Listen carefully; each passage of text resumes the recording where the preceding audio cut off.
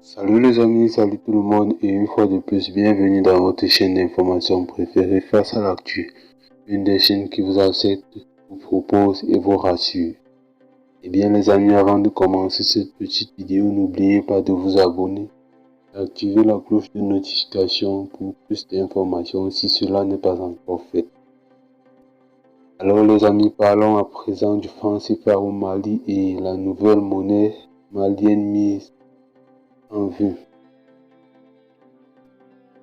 Depuis la prise du pouvoir au Mali de colonel Assimi Goïta en août 2020, le Mali est progressivement entré dans un quasi-divorce avec la France, avec qui il a rompu aujourd'hui toute coopération dans quel que soit le domaine que ce soit.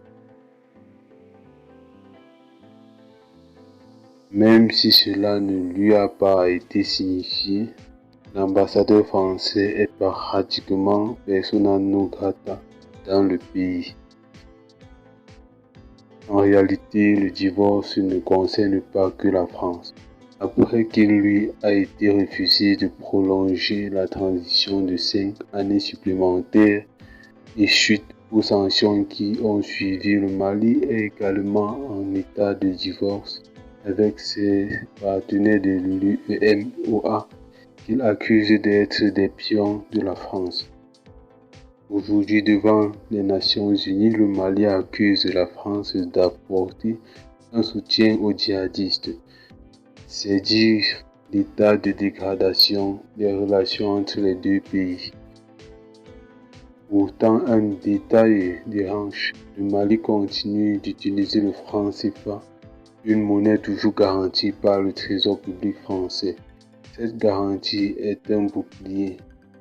On peut la voir comme un parapluie qui évite aux pays de la zone d'être fréquemment pris dans des tempêtes monétaires que connaissent régulièrement les pays dont les monnaies flottent.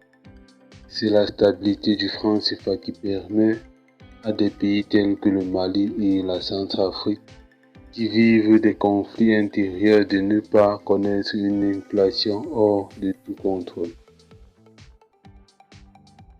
En temps de guerre, il y a une expatriation des capitaux, ce qui fait perdre toute valeur à la monnaie locale. Cette perte de valeur fait bondir les prix, la misère s'installe et l'économie s'effondre. Ce scénario ne s'est pas produit dans ces deux pays parce que le franc CFA est stable, ce qui maintient le pouvoir d'achat des populations et rend possible les importations. Ainsi l'économie fonctionne. Tel n'est pas le cas ailleurs. Aujourd'hui, le colonel Assimi Goïta s'est fait un nom en Afrique par son opposition à la France. On appelle même de la libération africaine. Pourtant, vous ne pouvez pas bénéficier de la protection d'un parapluie et dans le même temps demander à celui qui tient ce parapluie de s'éloigner de vous. Il est contradictoire de vouloir se libérer de la France et dans le même temps continuer à bénéficier de la stabilité monétaire qu'elle a mise en place. Le colonel Assimi Goïta serait plus cohérent dans sa démarche de divorce avec la France s'il prenait dès maintenant les dispositions pour sortir du franc CFA et revenir au franc malien, qui était en place de 1968 à 1984. La décision serait certes extrême, mais il n'est pas exclu qu'on en arrive là si les relations continuent de se vider de toute substance entre les deux pays.